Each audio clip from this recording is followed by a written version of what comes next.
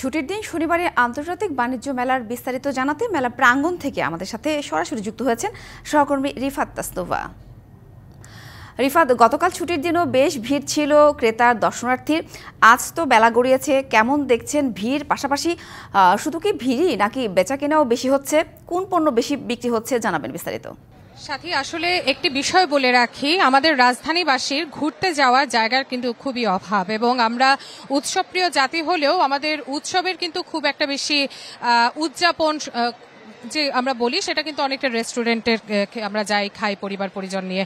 এই বাণিজ্য মেলাটার জন্য কিন্তু মানুষ আসলে সারা বছর অপেক্ষা করে কখন বাণিজ্য মেলা হবে, এবং বাণিজ্য মেলায় বিশেষ করে ছুটির দিনে পরিবার পরিজন নিয়ে তারা আসেন। আজকে যেহেতু ছুটির দিন, আজকে আমরা দেখেছি বেলা বাড়ার সাথে সাথে অনেকেই এসেছেন এবং বেলা বাড়ার সাথে সাথে লোক সমাগম যেমন বাণিজ্য মেলায় বেড়েছে, ঠিক তেমনি কেনা বেচাও কিন্তু অনেকটাই বেড়েছে।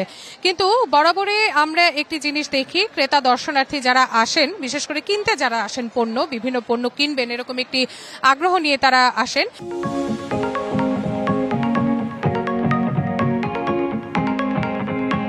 যেহেতু এখন অনেকটা দূরে বাণিজ্য মেলা হচ্ছে, অনেক টাকা খরচ করেই কিন্তু তাদেরকে ঢাকা থেকে দূরে, কিছুটা দূরে এই বাণিজ্য মেলা প্রাঙ্গণে তাদের আসতে হয় এবং তাদের একটি অভিযোগ, বরাবর বিভিন্ন সময়ে আমরা দেখেছি বাণিজ্য মেলায় যে পণ্যগুলো ছিল দোকানিরা নাকি দামটা বেশি রাখেন, সেটা নিয়ে তাদের মধ্যে একটা অসন্তোষ ছিল। এবছরও আমরা তা দেখতে পেয়েছি, বিশেষ করে খাবারের যে জিনিসগুলো রয়েছে সেই খাবারের দোকানগুলোতে জিনিসের দামটা কিছুটা বেশি।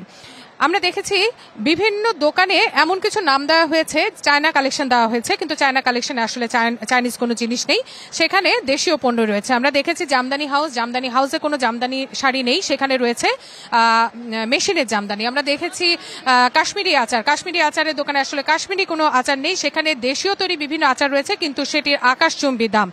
যেহেতু মানুষ এখানে এসেছেন তারা একটি স্বপ্ন নিয়ে এসেছেন, তারা বিভিন্ন রকমের জিনিস কিনবেন, সেই জিনিসই কিন্তু তারা কিনছেন, কিন্তু বেশি দামে কিনছেন এবং তারা বলছেন আসলে কিছু করার নেই, যেহেতু আমরা এসেছি তাই আমরা কিনে নিয়ে যাচ্ছি, কিনতে হচ্ছে, খালি হাতে তো আর ফিরতে পারছি না।